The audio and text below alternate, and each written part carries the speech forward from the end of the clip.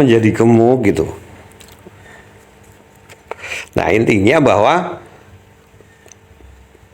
EF yang berlebih tetapi tidak diimbangi dengan dia bergerak, tidak diimbangi dengan dia berkicau, ini mesti akan mengakibatkan kegemukan teman-teman. Jadi ini biasa juga terjadi pada burung pasca mabung. Jadi ketika murai itu mabung, dia kan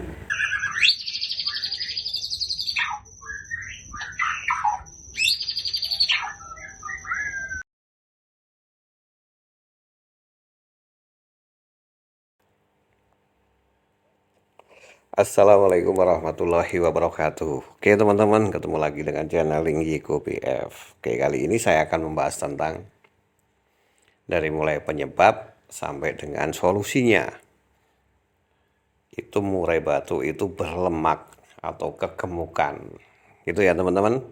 Nah, penyebabnya dari murai batu ini kegemukan adalah terlalu banyak EF, mudahnya protein yang dikonsumsi.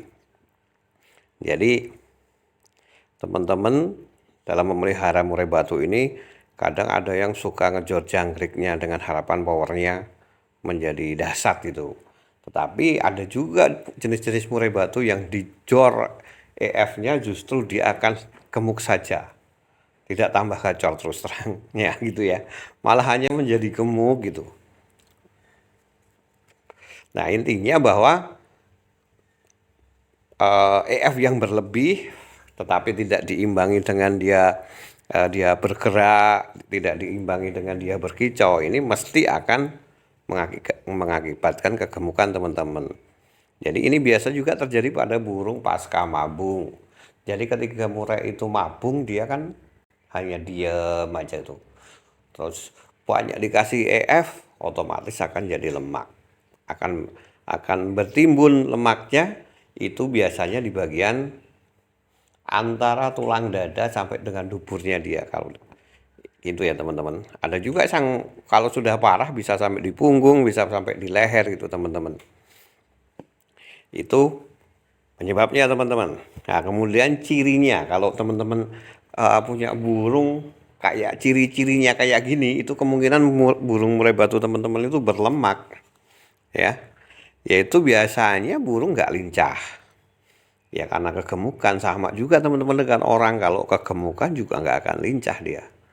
Kemudian bulunya agak mengembang.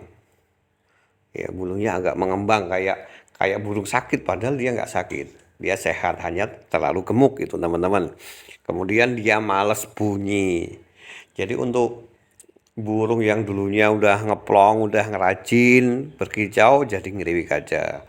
Kalau burungnya dulunya ngeriwik ya jadi berhenti, nggak mau ngeriwik lagi. Kemudian burung juga akan terlihat lemes teman-teman. Akan terlihat lemes, males lah loncat dari pangringan satu ke yang lainnya, itu males dia. Pinginnya hanya makan terus. Kalau sudah gemuk itu dikasih makan dia akan semakin lahap teman-teman. Terus ada juga kasus yang burung gemuk itu jadi jinak. Itu ya teman-teman, jinak dan juga galak, matokin tangan, itu ya teman-teman. Itu ada juga yang terjadi seperti itu. Nah, untuk membuktikan apakah burung itu berlemak atau tidak, ya dipegang aja teman-teman. Dipegang kemudian dibalik di antara tulang, apa ya namanya, tulang dada ya, tulang dada sampai dengan duburnya itu biasanya ada warna putih kekuning-kuningan. Kalau semakin tebal lemaknya, itu warnanya akan lebih kuning. Itu ya teman-teman, dan keras. Kalau belum tebal dia nggak keras, tapi kalau sudah tebal, sudah lemaknya menaun, itu akan menjadi keras dan itu akan lebih sulit untuk penghilangannya teman-teman. Prosesnya akan lebih lama. Itu ya teman-teman. Nah, kalau sudah burung teman-teman kasusnya seperti itu, ini ada dua solusi kalau saya. Tetapi satu solusi itu tidak saya rekomendasikan teman-teman, yaitu dengan apa? Yaitu dengan dibedah. Ada teman-teman yang suka bedah atau dibuang lemaknya lewat kayak dioperasi dibuang lemaknya. Itu ada, tetapi kalau saya sih kasihan. Di samping itu untuk burung-burung teman-teman yang burung-burung lapangan ya eman lah untuk dilakukan ini. Karena apa? Ya kalau nanti terjadi ada sarafnya yang kepotong, itu kan nanti justru burungnya akan tidak kembali ke performa sebelumnya. Gitu ya teman-teman. Nah, kemudian untuk solusi teman-teman. Ini yang terpenting. Solusi ini juga lebih enak bagaimana awalnya atau kita mengetahui sejarahnya burung itu berlemak. Karena biasanya ada dua teman-teman. Untuk burung berlemak itu di kandang penangkaran, untuk burung berlemak itu karena mabung dan dia overprotein ketika disangkar bulat. Karena ini caranya berbeda.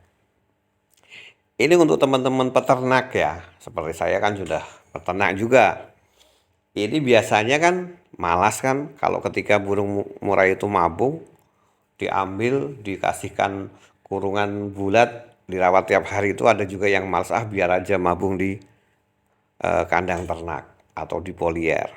Nah, untuk burung yang gemuknya itu di kandang ternak, ya kan pasti ada juga temen yang wah masa di kandang ternak dia bisa terbang ke sana kemari kok tetap gemuk. Iya teman-teman, karena di kandang ternak itu kan full AF, kemudian tidak pakai fur, dia nggak bunyi, otomatis ketika dia mabung itu makannya juga banyak dan aktivitasnya sedikit sehingga dia berlemak. Nah, untuk burung yang seperti ini lemaknya itu ngilanginya dengan dijemur.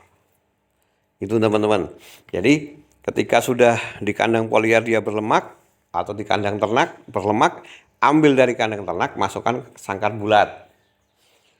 Masukkan sangkar bulat, kemudian EF-nya jangan langsung dipotong banyak teman-teman. Karena apa? Dia hariannya kan dulu hanya pakai EF. Ya kan? Ya jangkrik pagi 10 dulu, sore 10 dikasih pur. Untuk burung yang sudah pernah dia makan fur, nggak usah khawatir. Walaupun dia sudah setahun di dalam sangkar ternak, dia nanti tetap akan mau makan fur.